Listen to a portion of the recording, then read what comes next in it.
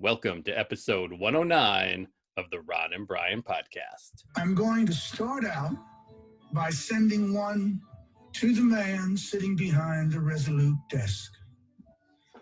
With all respect, sir, show some consideration and care for your countrymen and your country.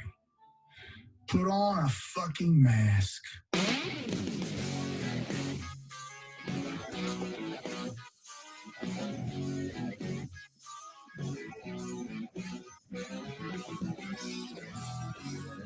And thank you all once again for joining us here on the Ron and Brian podcast. I'm Ron. Of course, on the other side of the screen, on the other side of the mic, the man, the plasma donor, the hero of the common man, Brian. Brian, how the hell are you, my friend? I'm good. I'm very good. I feel like the country has, we were in a very in a bad place last week, and I feel like we have turned a corner, and we are making forward progress on so many different social fronts. And I feel confident it's going to be smooth sailing. I think we are going to get a V-shaped economic recovery. I think we've got COVID beat. I think we've already solved racism. I think that the police and communities have come to an agreement on what the responsibilities for our law enforcement is going to be in this. It's just rosy. It's a rosy forecast I have over here. Well, I'm glad you're feeling so optimistic. I saw you looked a little confused. That was Bruce Springsteen in the beginning of the intro, telling Donald Trump to wear an effing mask. And you don't hear the boss cursing ever, from what I remember. That's the boss? That was the boss on E Street Radio. He was introducing some music and, said he basically gave it's a longer speech he gave about, why 100,000 plus U.S. citizens had to die while Trump focuses more on his reelection campaign. But I just like that little snippet because it really encapsulates, I think, what is wrong, especially with the GOP during this pandemic. I mean, you saw it with Mike Pence. He was in, I want to say, Michigan the other day, crowded restaurant, no mask, the whole 9 yards. It is actually beyond the mask. The mask at one point was the biggest issue. It's beyond that. It is now that the president and his administration are living in denial. They are openly denying that there is a public health threat that is going on in this country. And they're carrying on as if we don't acknowledge it, it's not a problem. And then anyone who pretends it's a problem or acts like it's a problem, we can then just badmouth them and saying there's something wrong with them. I mean, didn't Trump say in that Wall Street Journal interview today or yesterday that he felt that people are just wearing masks to show their disapproval of him, to show their disrespect for him? Yeah, it's fucking ludicrous. It's absolutely fucking ludicrous. Ludicrous. Well, since it is back to normal in America and back to normal in the podcast world, let's start things off as we often do. Drink of the week. Can't get it old school this week. Salud. Drink of the week. Pleasure. Drink of the week. Drink of the week. Figured I'd bring back the old theme for 1 week, just to, it just makes me feel happy. I love that. I love that theme.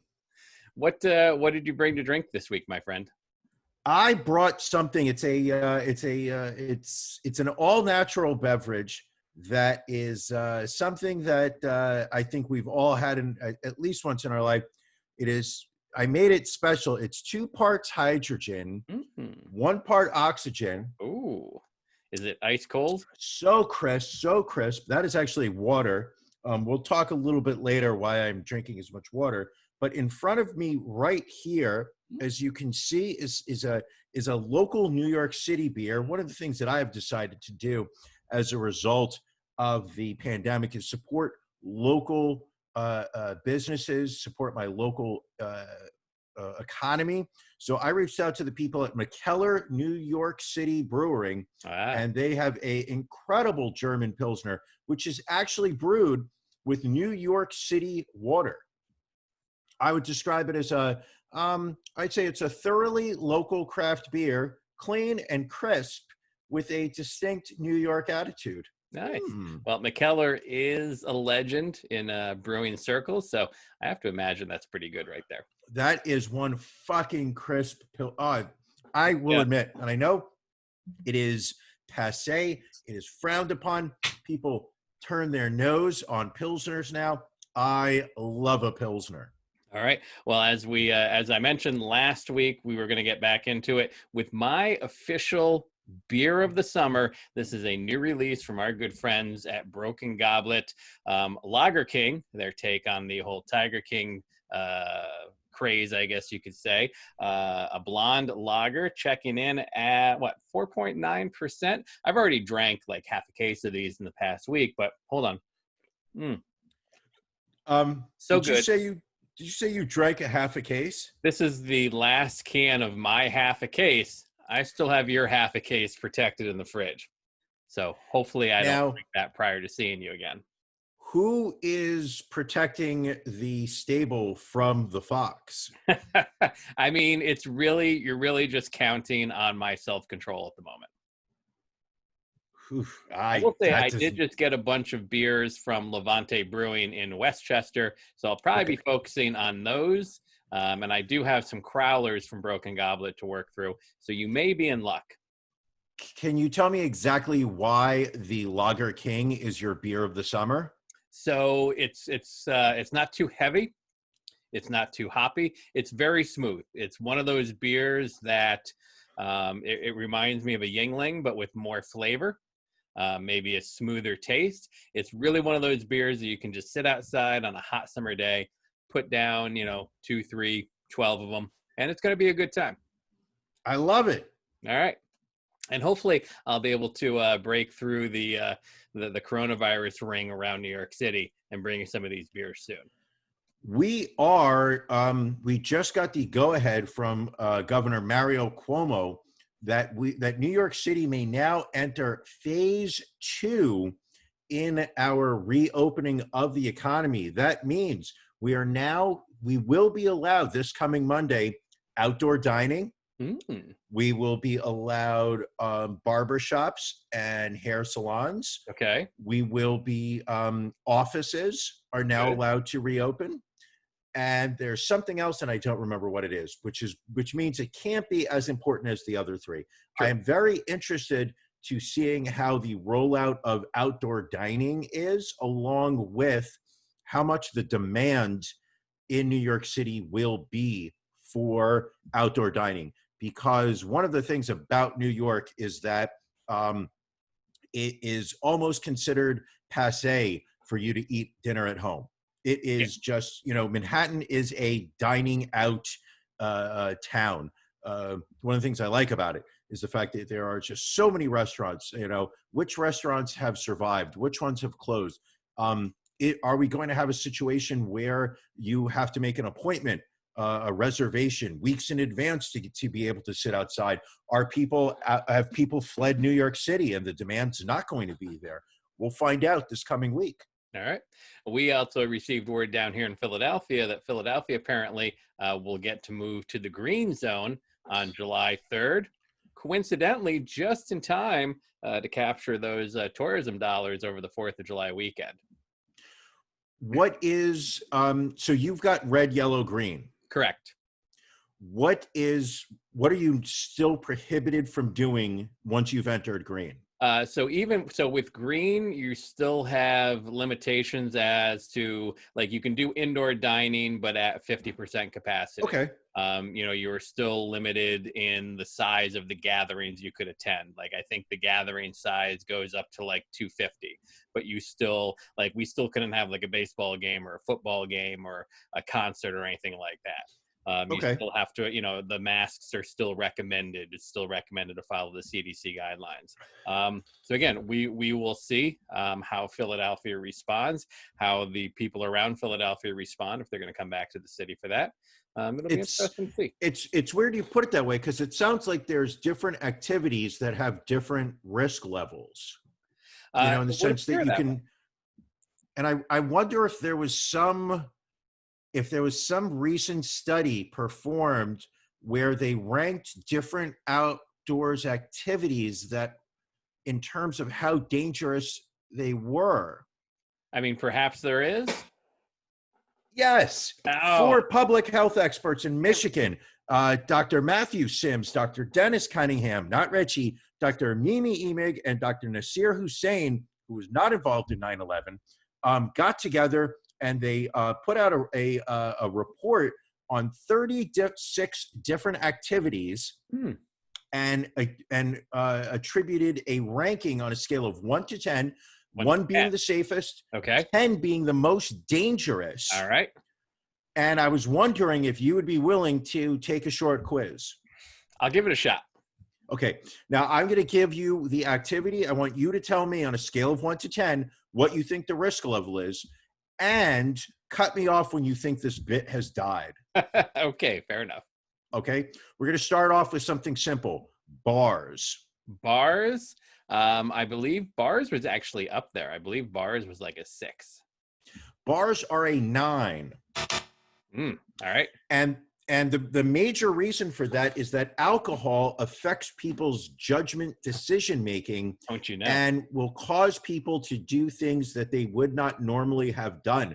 There was a story this past week coming out of Florida, I believe it was. Was it Florida, where a group of friends, there was 15 of them, went out for a night of drinks. And they said that they had socially distanced prior to, but they went out drinking. Now all 15 have tested positive for the coronavirus. And I believe 9 people at the bar itself have tested positive. Well, then going to bars is fucking risky at a 9. What do you think about large music concerts? A large music concert, I got to give that an 8. Ooh, not dangerous enough, Ron. That number's coming in at a 9. And the reason for that is that you've got large groups of people packed into a albeit it may be an arena or a stadium, but there is just an incredible amount of density, as well as the likelihood of alcohol and other substances being ingested. All right. What else you got? This one was a little surprising to me. Gyms. Gyms, I'm going to put at a 6. Going to bump it up to an 8.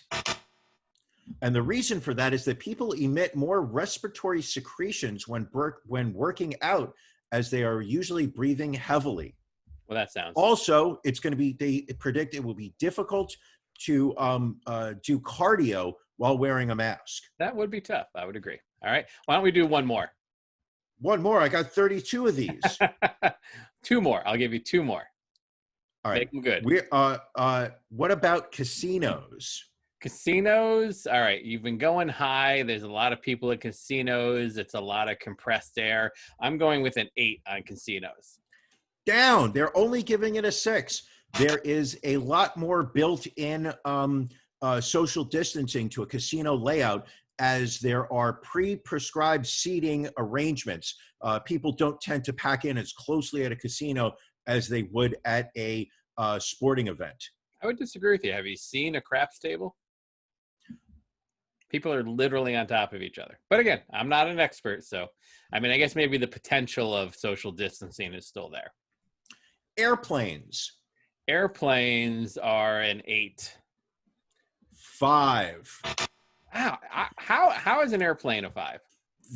And this one is one where I threw it in there because there are varying opinions on the safety of an airplane. 2 of the 4 experts listed it as a medium risk, 1 at a low, and the other says it's a high risk. A lot of the logic is the fact that the air is circulated through the plane from external air, so that you're actually getting fresher air in an airplane today than you are in other modes of transportation. All right.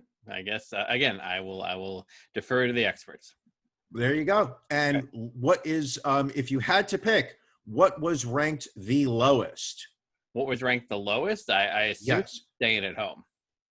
Oh, outdoor activities. Oh, outdoor There's activities? Two activities came in at number one with a risk level of 1. A risk level of 1. I have no idea. Getting takeout from a restaurant. Okay. Playing tennis. You are socially distanced. Stay away from that ball boy, though. He is right. Oddly left off of this list was a gangbang in a Thai whorehouse.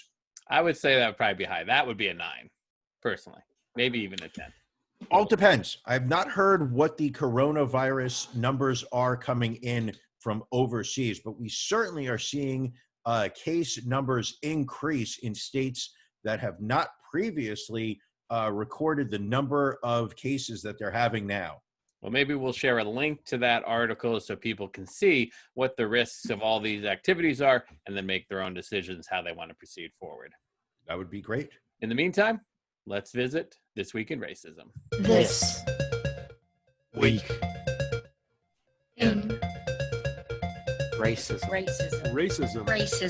So we had the discussion last week as to whether to continue doing this or not. We did get some feedback from some listeners that we appreciated. We talked about it ourselves. And I think what we decided was that we're going to continue doing This Week in Racism because we do feel that it's important to keep pointing out races that are going on out there. But I think we'll probably not do the weekly voting, the weekly contest. But that is not to say that you may not see Racism Madness rear its head at the end of the year, so we can really remember all of these shitty people that we encountered throughout the year.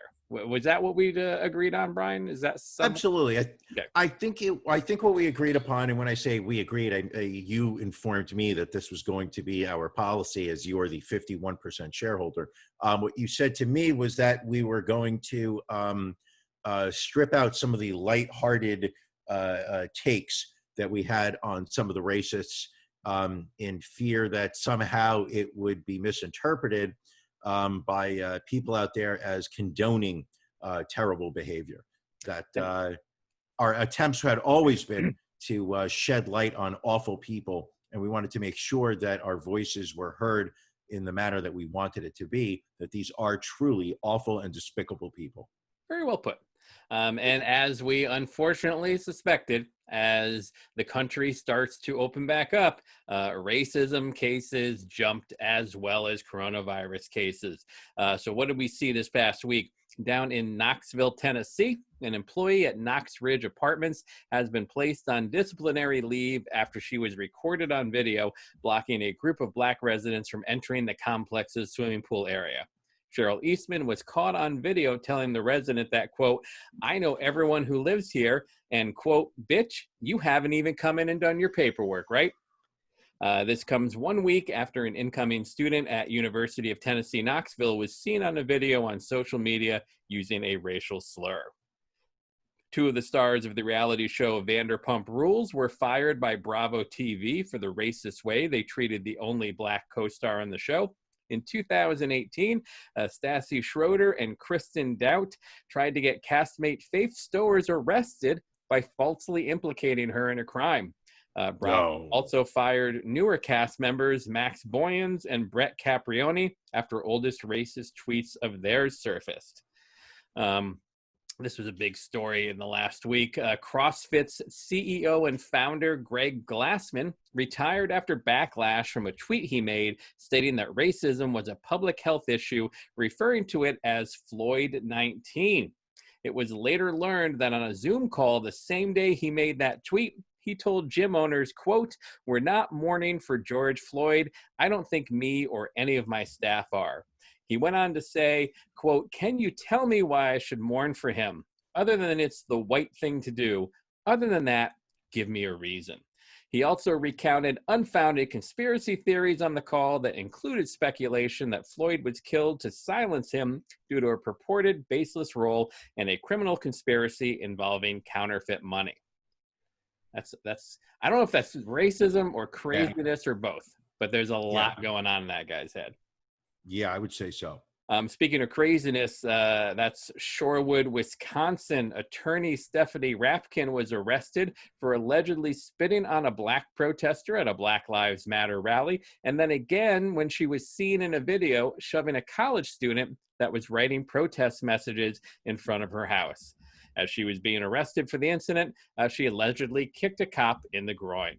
While she faces charges of battery and disorderly conduct, community leaders have asked for her to be disbarred and charged with a hate crime. She's got some anger issues there. Apparently so. St. John's University fired an assistant fencing coach after video of a Zoom call he had with a youth group was posted on Instagram. Boris Vaxman was seen saying, quote, "The most trouble coming from where? From black people because they don't want to work. They steal, they kill, they drugs, everything comes from them. I think, what's his name? Lincoln made a mistake." SAU was quick to disavow Vaxman's statements and removed his profile from their fencing website. I mean, it really just went on and on this week. There was a viral video in Palm Beach County, Florida, showing a white man threatening 3 kids, including a black teenager, with arrest because they didn't, quote, belong in his gated community. Out in Torrance, California, there was a woman, Lena Hernandez, who popped up in a number of racist videos and was identified by the Torrance Police Department as the individual accused of assault and hateful speech against 2 people at Wilson Park on June 10th and allegedly pushing and striking a person at the Del Amo Mall back in October. Police, being lazy, decided not to press charges because the incidents are considered misdemeanors and officers did not personally witness the crimes. Just kind of wiping their hands of that, I guess. And then I think our worst person of the week, and again, just personal opinion, came from Pacific Heights, California. That is Lisa Alexander, CEO of LaFace Skincare, called the police on James Juanillo for stenciling a Black Lives Matter sign in chalk on the front of his own home. James is a gay Filipino man who felt that they targeted him because of his race. The video is a little hard to, the audio is a little hard to hear, but I believe you can hear Lisa's condensation fairly clearly the whole way. Is this your property? Hi, I'm asking you if this is your property. Why are you asking? Because it's private property. Because it's private property, So, sir. are you defacing private property, or is this your building? You're free to express your No, opinion, but not on people's property. Okay. absolutely, Sure. just respectfully. Sure. So we're just saying, absolutely, your signs and everything, and that's good. This is not the way to do it. Okay. It's private property. But if I did live here and it was my property, this would be absolutely fine. And you don't know if I live here or if this is my property. We actually do know. That's why we're asking. Oh, really? Because you live here, right? You said so. Because we know the person who does it. Oh, okay. So Then it's all I about suggest the you ask. call I'm him not or disagreeing with call the you. police. Why Or don't you call the police? because Do you you're want me accusing me to? of a crime, correct? What I'm asking you is why are you And I'm doing not this? answering you. Okay, that's fair. That's fair. So your choices are to call the cops if you believe I'm calling a crime, and I will more than be happy to talk to them. Thank you. What's your name again? I'm Lisa. Lisa, what's your last name? What is your name? What's your name? I asked I'm first, not Lisa. committing a crime, What's your name, sir? What's your last name, sir? What is your first name, sir? I'm not answering. I'm not talking to you. You're talking to me. I'm asking you the questions. Well, we're not doing anything illegal. Neither am I. Yes, you are actually. Really? Oh, okay. Well, then call the cops. We will do Lisa and Robert. Yeah. I'll be right here. so. Okay, thank you. Bye.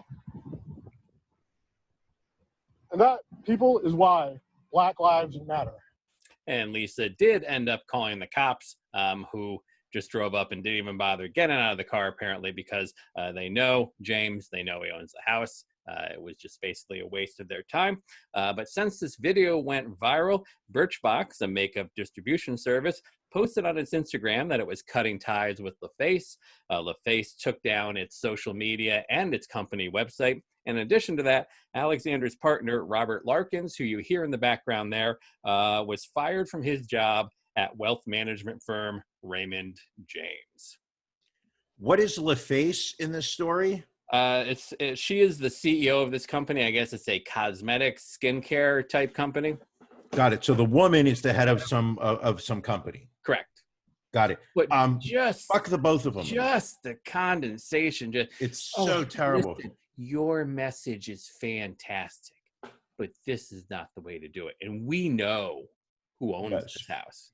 Telling the guy who owns the house, we know who owns this house. You clearly own this house. Fuckers. It's the sense of privilege that exists in this country right now. It's the inability for people to admit that they may be wrong, that they may not be as informed as they think they are. And it is I think this is something that has really come to light over the past, say, 6 months or so. It's the racism that is wrapped up and blanketed in the I'm just trying to do good for my community. Yeah. You're writing on a wall in chalk, sir. That's just horrible. You don't live in this apartment complex because I've never processed your paperwork. Right. Well, do you work all the time? Like, is it possible somebody has moved in recently? Like, it is the latent racism that is, I think, and it's one of the things that we've learned. Simply because you're not shouting the N-word does not mean that you're not exhibiting racism. Correct. It's the people that aren't shouting it, that try to keep it hidden, that are probably doing the most damage. Yeah, I'm sure. Absolutely. So, if you've got any submissions for This Week in Racism, go to ronandbrianpodcast.com. We've got links to all of our social media there, as well as our contact us form. So we always love to get listener submissions. If you take any of your own video or you just want to share a link, please connect us with that. In the meantime, let's bring back Beef of the Week.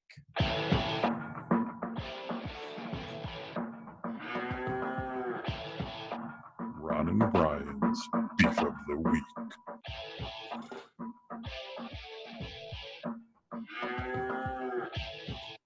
Brian, what's bothering you this week?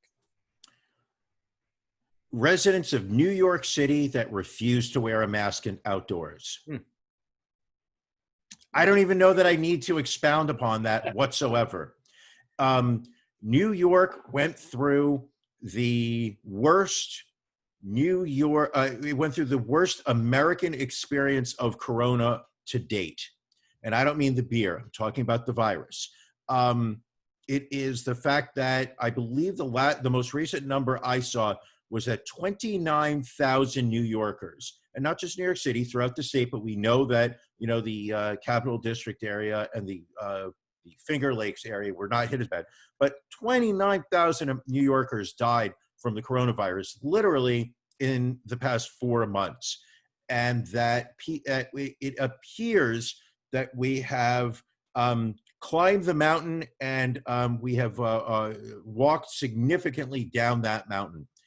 We don't know if we're in a valley. We don't know if we have hit sea level and it's smooth sailing since, but it fucking irritates the shit out of me that people who live in New York, who witnessed and survived what this state and this city went through, are so fucking selfish that they feel it's acceptable to go on a subway and not wear a mask, that they feel it's acceptable to walk down a street without wearing a mask. Now, keep in mind, if you are walking in a quiet neighborhood and there's nobody around you, I think it's okay to take your mask off. But if you're on a fucking subway, where the balls do you get off the lack of courtesy towards the other New Yorkers that are on that subway car? It drove me nuts over the past week. I don't blame you. I mean, what always kind of boggles my mind when you look at the sheer numbers is 1 in every 4 coronavirus deaths in the nation took place in New York City. Yes. 1 city out of however many cities in 50 states, 1 out of 4 was in New York City. It's almost as if they have forgotten the refrigerated trucks that were parked outside of hospitals that were literally being stuffed with corpses because our morgues and funeral homes could not accommodate the dead. Right. I mean, it's basically, the equivalent of 10 9/11s over the last 120 days. Yes. And they said, died. Never forget 9/11. But we people can forget forget COVID. Forget COVID. That never happened. Ron, what's bothering you? My beef is being unemployed still. You know, I am. At first, I was like, all right, I'll be unemployed. That's fine. I can relax a bit, recharge my batteries, get some things done around the house. But now it's beating me down, Brian. The constant work in the yard, the constant work around the house. I'll admit it. I'm not cut out for physical labor. That is not in my wheelhouse. My back aches every day. My legs ache every day. My arms ache every day. And I pray for death. It's kind of where I'm at. Now, this may be a first, because I think that the issue here is not the fact that you're unemployed. It's the fact that you are spending your time while unemployed doing physical labor. It's out of control. Absolutely. I think your issue is the physical labor that you're doing on a daily basis. I think that if you did not create all of these home improvement projects, and you spent the morning sipping your coffee, perusing news websites, and watched TV for an hour and a half, took a nap at around 11 or so, woke up at 12, made lunch for your wife and you, spent the afternoon maybe watching a movie, taking maybe a walk around the neighborhood, making dinner. Nice 10-minute power nap, Yeah, I think that you would be perfectly okay. Well, let's be fair. I'm not the one coming up with all these home improvement projects. But you are the one accepting them. Well, I mean, what's my alternative? Who wears the pants in that household, Ron? Listen, it's not a matter of who wears the pants. It's who doesn't want to get a shiv in their side in the middle of the night. She will stab you. Oh, yeah, without a doubt. She will cut me and not think twice about it. So now, is it true that she just ordered a vat of sardine oil? I hope not. If I see the tigers and the sardine oil come in, I know I'll be in trouble. I don't want that to happen. Thank you. But in the meantime, let's talk about you, my friend. As someone with the COVID-19 antibodies, you did something today very kind, very benevolent, and very giving, and I'd like you to tell us about it. Okay. Today, I left my office at about, I would say it's about 12:15. I got on the subway. I went up to the Grand Central area of Manhattan, and I sucked off a homeless man. I approached. What? After you did that. Oh, when I gave those two twinks a handy. Oh boy, talk about your plasma. Oh boy. All right. All joking aside, today, as I was able to partake in an act that quite possibly could save a life, not something I do on a regular basis. Today, Ron, I donated 800 milliliters of my own plasma taken out of my arm right here. If you can see. I can see. I mean, for those listening to the podcast, I don't know that they can actually see. It's all fucking red. It's red and irritated. Anyway, as somebody who has been confirmed to have the coronavirus, antibodies flowing through my body with each pump of the heart, I saw that the New York Blood Center was asking people who had survived the coronavirus to come in and donate their plasma, which is the part of the blood that does contain the antibodies, to donate, as they are studying the possibilities of being able to transfuse this plasma into human beings that currently have coronavirus, and future potentially people who don't have it are going to be given the antibodies through this plasma as a form of protection. And I sat there and saw that the New York Blood Center had asked for survivors to step forward. As you know, my family is full of survivors. If you go back through the family tree, I'm sure I can reach out to some family members that I have who are very keyed into the genealogical history of my family. And They will be able to show me which which relatives of mine are survivors, and I would like to add my name to that list. I think you can. I went in today. It's a very easy, very simple process. They literally plugged a couple wires up my arm. I sat in a chair for about an hour. I took a couple work calls. Nobody yelled at me. I took a bunch of selfies. Nobody yelled at me. I texted my friends. Nobody yelled at me. And then after the bag had been filled, they cut me off. They gave me a thing of apple juice. They gave me a packet of pretzels and some Lorna Doone cookies. I was going to ask if you got the cookies. So good. And I highly recommend anybody that has the ability, if you have any type of a special blood type, donate blood. If you have the coronavirus antibodies, donate your plasma. Just this past week was National Donate Blood Day, and I probably would have never even thought about it, but I am now on board donating blood. I don't mind that my DNA is going to be sloshing through some other person. If I can keep one person from having to go through what I did, and I believe I had a relatively mild case of it. I only lost 20 pounds in 3 weeks. I mean, it's not like they needed a pitchfork to pick up my carcass and put in it and shove in a refrigerated truck. Brian, have I told you lately that you're my hero?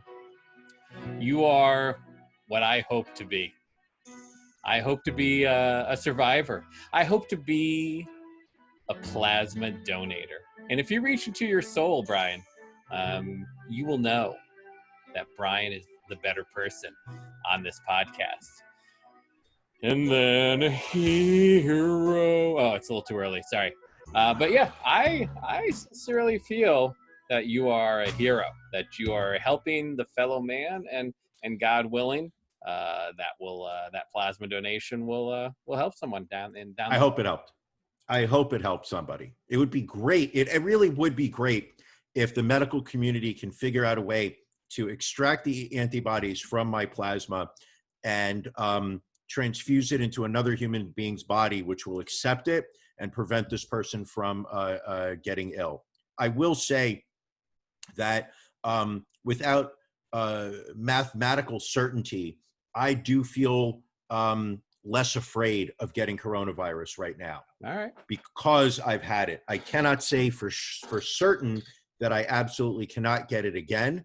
I cannot say that it will not mutate in some form or not, but I do feel less afraid outside. Maybe it is because New York State is right now has the highest percent of people testing positive for the coronavirus. Maybe that helps. Yeah. But you know what? I'm going to say this, and I genuinely I like to joke on the podcast a lot.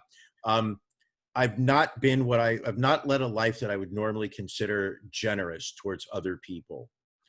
And I do feel that over the past 3 or 4 months, I have seen an opportunity to be a better person towards those around me. And I have, obviously this is probably the biggest step that I have taken during this time, but I absolutely feel that, everybody has the power to make the world a little bit of a better place. If it's, thanking the subway conductor for getting out of the house every day to make sure that to help you get to work, so you don't have to walk or drive or ride a bicycle or whatnot. It's just, if everybody did one thing to make to put a smile on someone else's face, this world would just be a much better place for us to be. It's the little things and the big things you can do to be a better person. Absolutely. Today was a big thing.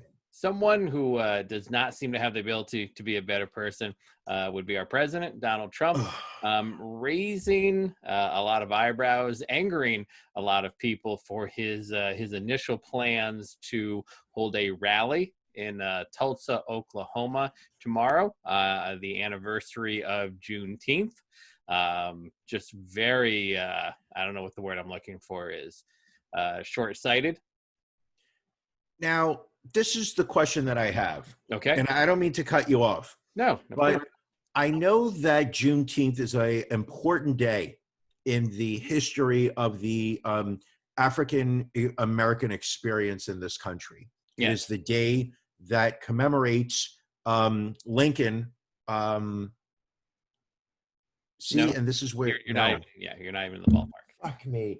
Fuck me. I just got this grand thing. You know what, Ron? Is there a way that you could in some way educate me right now in a way that does not make me feel absolutely stupid? But what is the significance of what actually is Juneteenth, and what is the significance of what is so terrible about Trump going to Oklahoma? All right. Well, Tulsa specifically. Well, and we will dust off a bit that we haven't done in a little while. It's time for our horrible history. It should be. I don't know why that didn't play. Let me try it again. Time for our horrible history.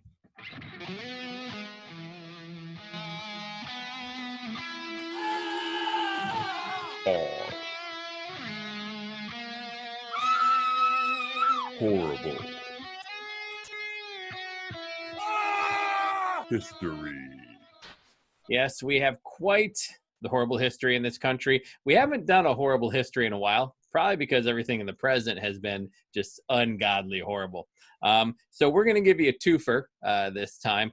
We will touch on Juneteenth a bit. And Brian, what it actually commemorates, June 19th, is it commemorates the Union Army General Gordon Granger's reading of federal orders in the city of Galveston, Texas on June 19th, 1865, proclaiming that all slaves were now free. Even though the Emancipation Proclamation had freed the slaves 2.5 years earlier, enforcement of the proclamation had been slow and inconsistent. So apparently in Texas was the slave state with the furthest distance from the Union states, relatively few Union soldiers there. So apparently there was never any real push by the government to make sure that the slaves were being freed. So in Texas, slavery still existed for 2.5 years after the Emancipation Proclamation. And it wasn't until this Union Army general rode into Galveston, read these orders, that the last slaves in the country were finally free. Jesus Christ, that is, I had no idea. And that's the thing, like everyone talks about, Lincoln being the great emancipator, and sure, he did, write the Emancipation Proclamation. He did free the slaves in the South. He didn't free the slaves in the North. But hold on, really a big push to free the slaves in all of the South either. But didn't Lincoln have a questionable relationship with the African American slaves at the time? Wasn't it a questionable relationship? In what way?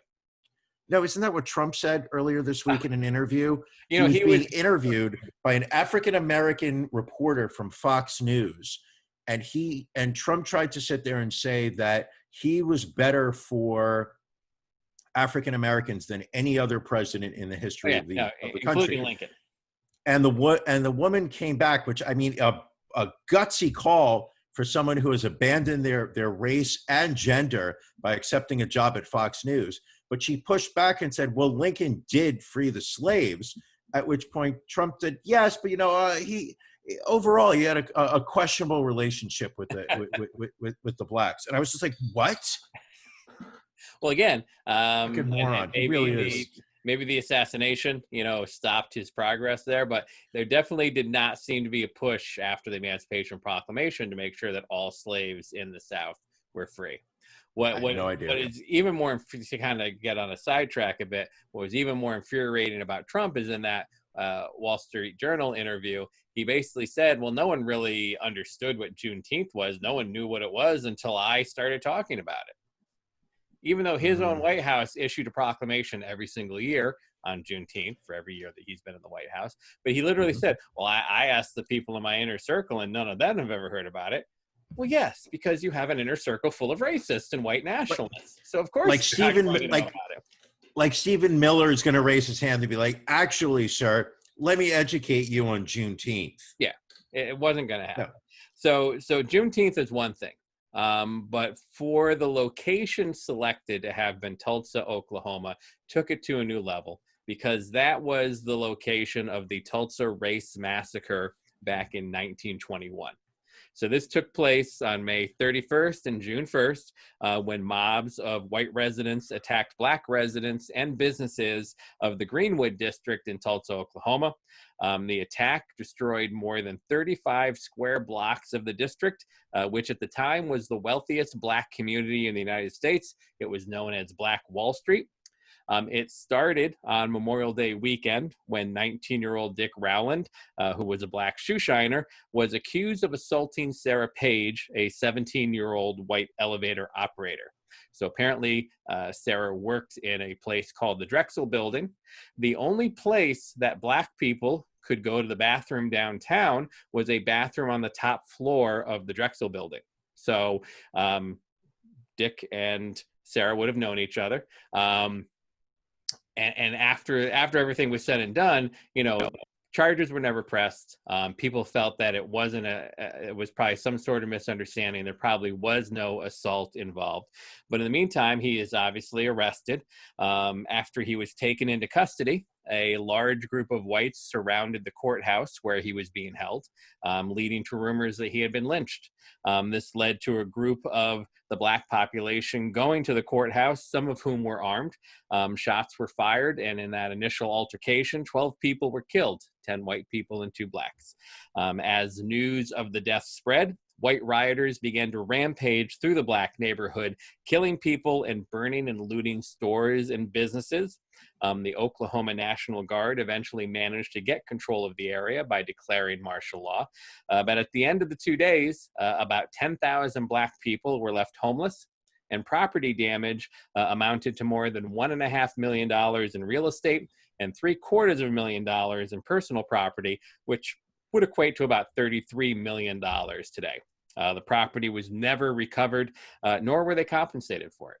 And, as after the fact, as it was researched, there were implications that the law enforcement didn't do their jobs in Tulsa, that they were deputizing white people and providing them with weapons to then, kill the black people in Tulsa. They were flying in airplanes and dropping firebombs onto buildings. They were machine gunning blacks in the streets. And when the National Guard came in, who did they arrest? They arrested the black white people. What? They detained up to 6,000 black people for up to 8 days following the race massacre. And just the name was changed after the fact to the Tulsa Race Massacre. It was initially called the Tulsa Race Riots because, from insurance purposes, if it was a riot, the insurance companies did not need to pay any claims as a result of it. No. So, and this was something that was swept under the rug in American history for years and years. Finally, in the 90s, there was a commission put together to, research the massacre and the 1890s. No. This was, again, not happened in 1921. Not until 1993 was a commission put together to look into what happened, to try and research as much as possible. There is still no tally as to the number of dead. The official number of dead is 36. The commission put the actual number somewhere between 150 and 300.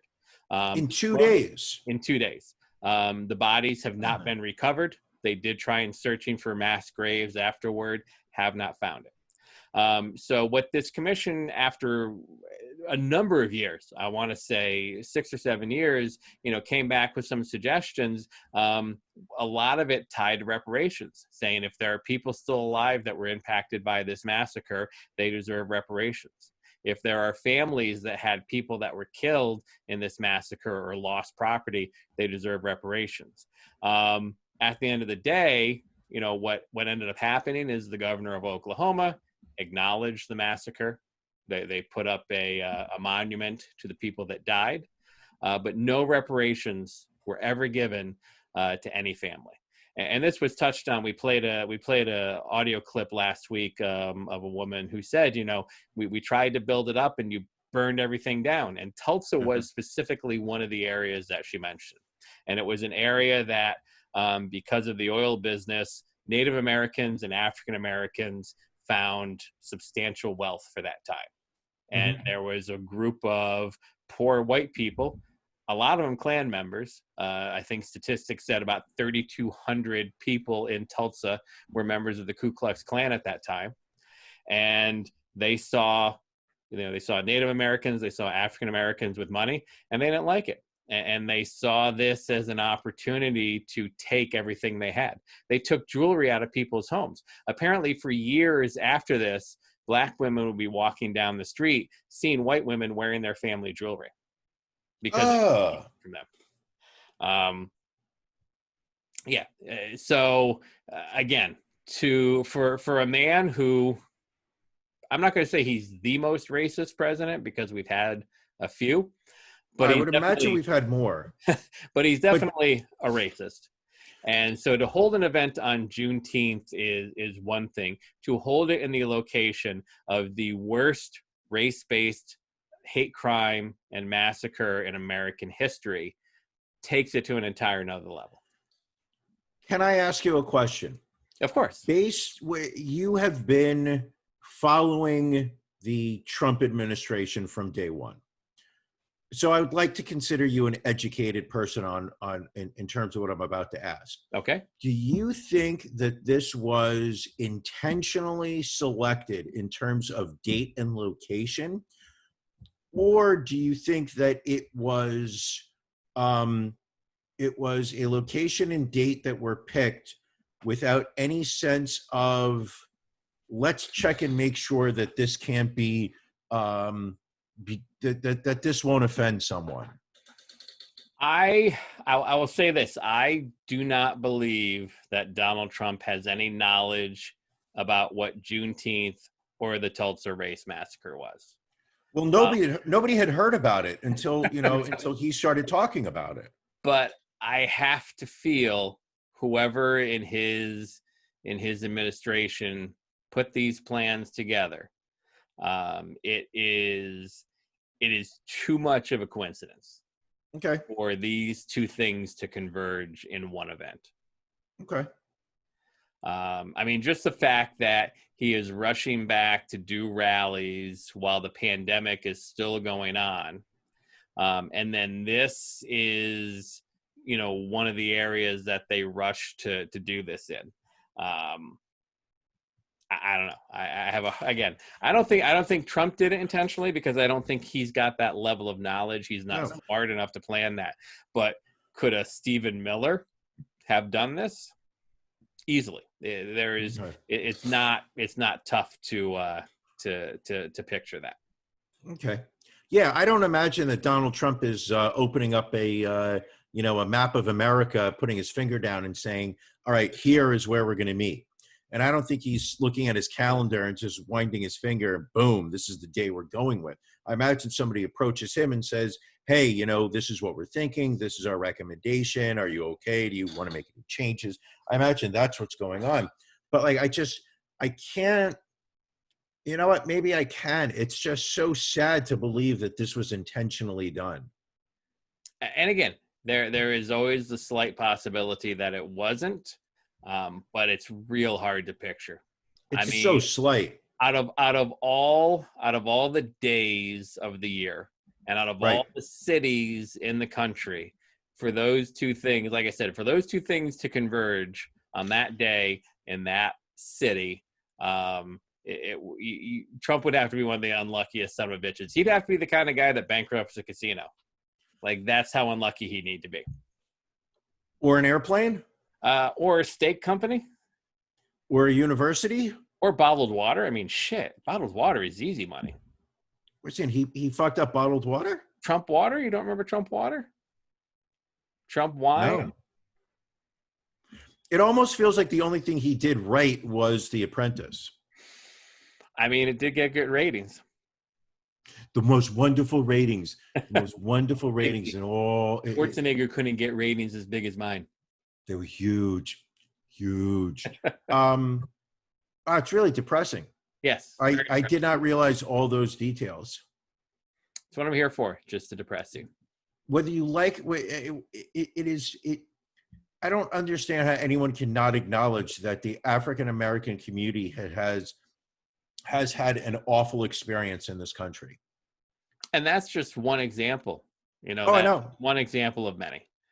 Again, we saw it again this past week with a black man being killed in Atlanta, because he was sleeping in a Wendy's parking lot.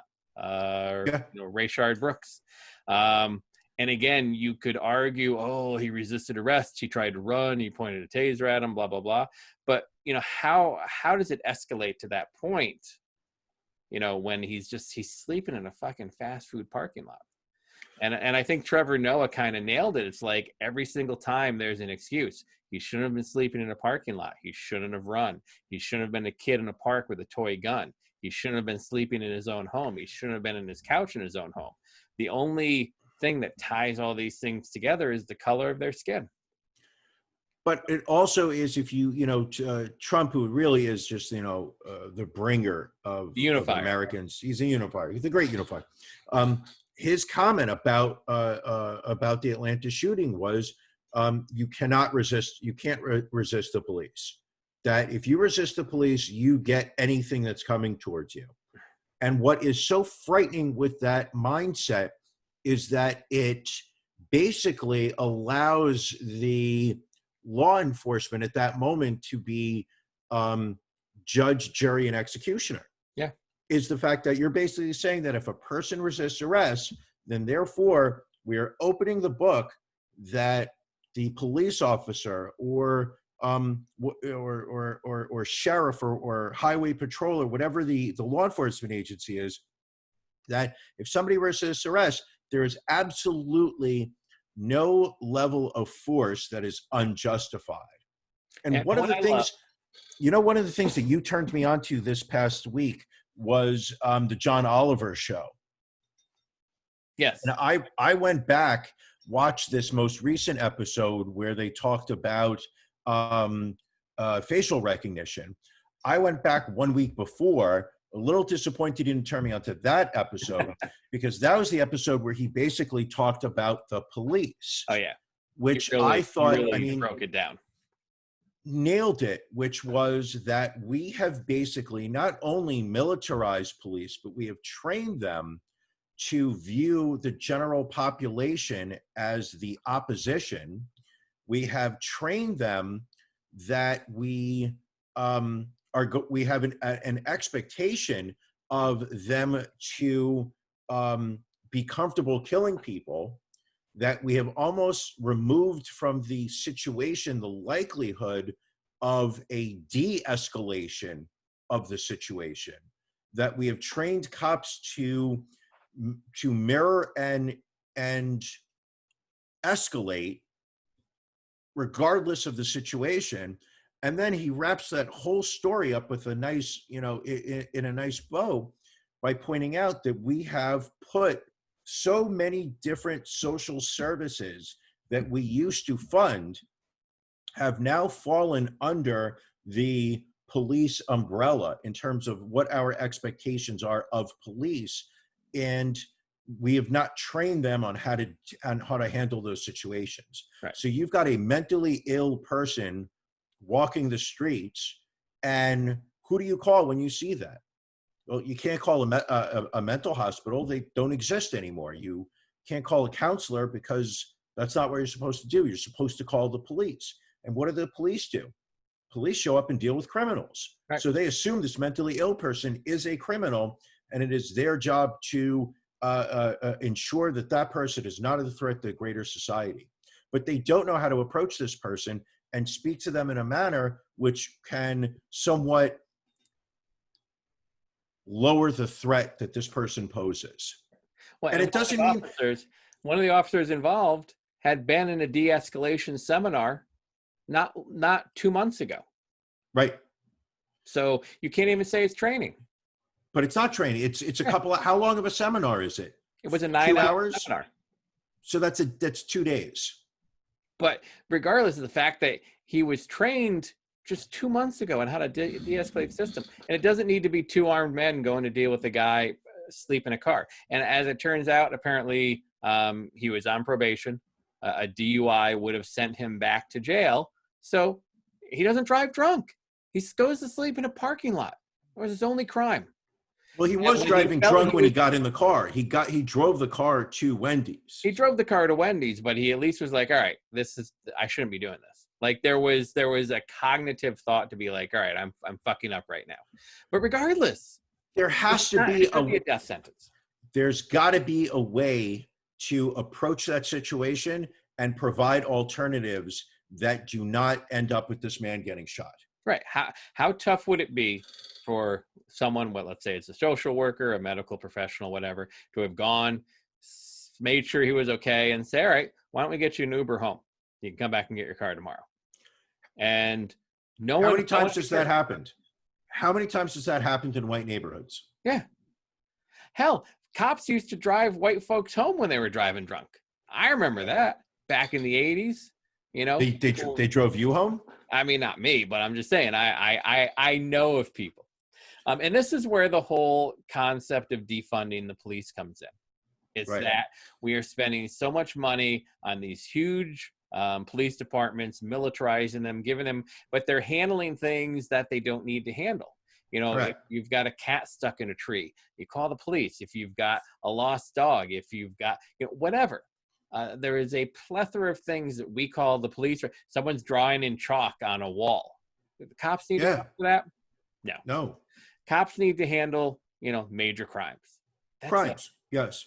And so if you defund the police, you take away some of that money and you fund other areas that can, like I said, whether it's social workers, whether it's mental health professionals, I guarantee you see maybe not less crime, but I think you see people getting help. I think you see people not dying at the hands of the police. I used to, and stop me if I've told this story, but back when I was working, there was a Philadelphia police officer who would come in and have lunch where I worked. And he and I would have conversations because I was always curious in his take because he was an African-American gentleman. And I always wanted to see, when in seeing these things, and his thing was, well, it's always training. This guy did this wrong, this guy did this wrong. And his big thing was, well, I'd rather be judged by 12 than carried by 6. And I get that. But if you're not in a life-threatening situation, I don't know that you need to think that way. Right. But the one thing that he said to me one time is, I was like, what's the biggest challenge of being a cop right now? And he said, but the biggest challenge of being a cop is people don't like cops and people don't want to be cops. He's like, so I've been doing this for 12 years. And I see people in the police academy now that would have never passed the psych evaluation 12 years ago. And why is that? Because we have numbers we have to meet. We have federal guidelines we have to meet. We have to have a certain number of cops on the street. So he's like, forget racist cops. We just have bad cops. Yeah. And, it's like, and I think Chris Rock made the joke one time, like, police work is not it's like airline pilot. It's not a job where you can afford to have a bad airline pilot. You can't afford to have a bad police officer either. So if it's gotten to the point, and I'm sure Philadelphia is not alone in that situation. I'm sure in every major city, you have people becoming police officers every year that shouldn't be in the job. Whether they're racist, whether there's a mental condition, whether they're just not up for the job. Whether they're trying to be police officers because they want to beat citizens. Right. Because they're like, I get to bully people, I might get to beat people up, and God willing, I might get to shoot somebody.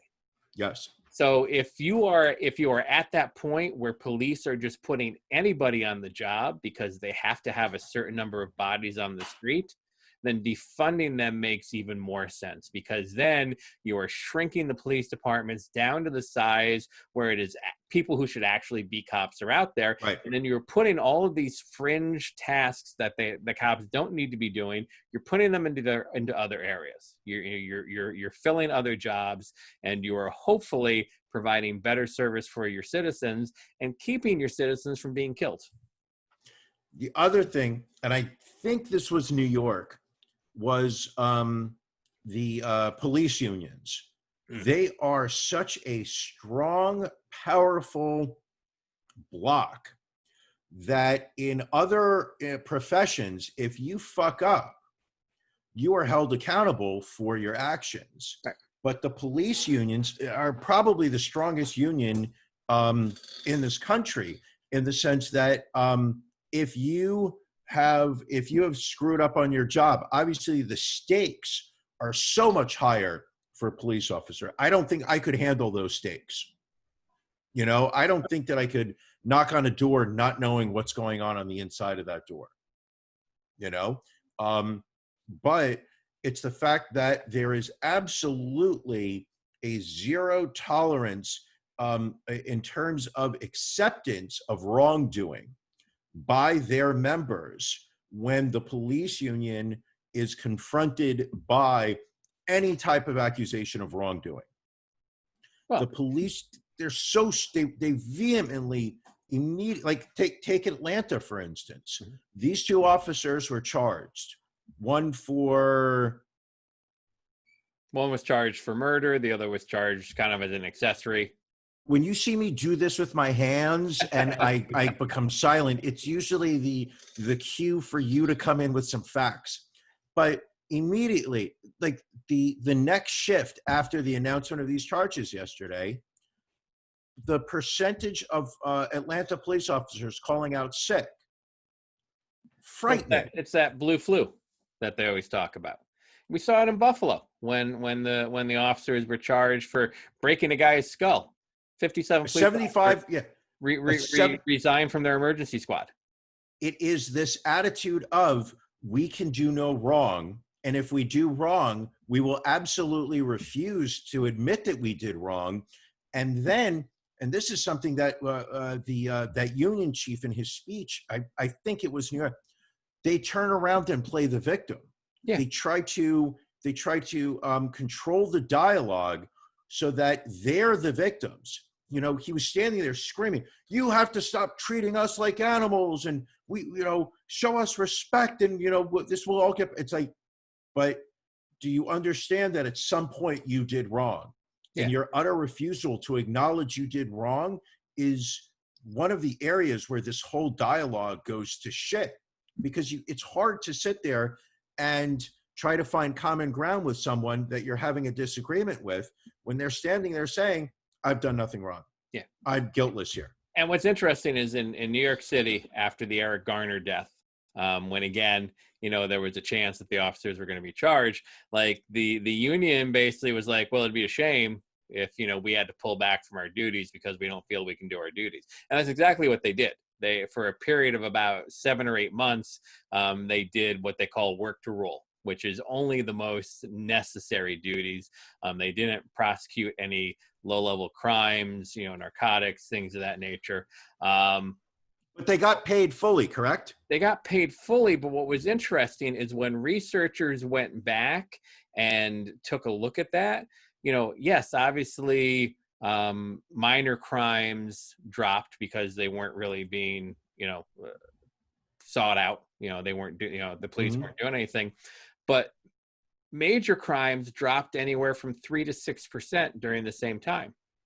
Really? So, what the police forces in this country do, they work off of this concept called the broken window concept, whereas if you prosecute the most minor crimes in your city, so let's say someone breaks a window, you arrest them.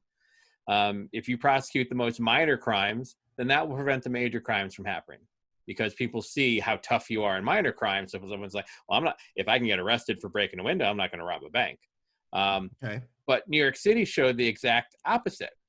Each week during the slowdown in New York City, civilians reported an estimated 53 fewer felony assaults, 40 fewer burglaries, and 40 fewer acts of grand larceny. And it was anywhere from 7 to 14 weeks after these drops in proactive policing. So these reachers that looked at all this information, and they looked at it over like a 4-year period. So they had, they had a kind of a bell curve to work off of. But they estimate that overall the slowdown resulted in about 2,100 fewer major crime complaints. Really? So again, there's another argument that you don't need all these police. is that our police creating a bigger problem than they're solving. Yeah. And I think we'll see in Atlanta also. I hope Like, so. I don't think police understand at this point that in your typical major city, the threat of police not being around is not a threat anymore. I think people would rather police themselves than worry about the police overseeing them and watching their fellow citizens get killed. And that's what we're seeing in Seattle right now. That is a Jazz area. fucking shame. That is a fucking shame. But until the police unions and a lot of these police officers get that through their heads, that people would rather have no police than the police that they have right now, there's not going to be any productive change. But it also, and I think at some point, you know, we could talk about this forever, but I think ultimately it is the fact of the motto of the police department has always been to protect and serve. And it boils down to who are you protecting and who are you serving? Because when the police department fails or loses their ability to protect and serve the community that they are tasked with protecting and serving, then they've lost legitimacy. And I think that's what's happening here, is that people don't view the police as serving them. And I don't think that the police believe that they're serving the community. Well, police are protecting themselves, and they're showing that. They showed it in New York City. They showed it in Buffalo. They showed it in Atlanta. They showed it in Minneapolis. They're more concerned with protecting each other. Listen, we've all worked at jobs where we had shitty people working alongside us that we wished would get fired. And I don't know about you. I never covered anybody's ass. Like, if someone fucked up and needed to get fired, that was on them. But the police don't want to operate that way. I've covered for people. Have you? Well, absolutely. I hope you're a better person moving forward. I would like to think so, but I also am not a snitch. All right. Well, snitches get stitches. I get it. Well, it was good to get back to a somewhat normal episode. We will be doing Patreon again after this. We always encourage you to sign up for as little as $5 a month to have access to additional content. You can get some great Ron and Brian swag. So just go to ronandbrianpodcast.com. In the upper right corner, you'll see a little link there as to how to be a Patreon. Brian, anything additional this week? The only thing that I would like to say, Ron, is that you're whack, you're twisted, your girl's a hoe, you're broke, the kid ain't yours, and everybody knows. Your old man say you're stupid, you'd be like, so? I love my baby mama. I'll never let her go. I don't have too much more to say after that. Thank you for joining us, everybody. Catch you all next week. But if you're a Patreon subscriber, catch us on the Patreon.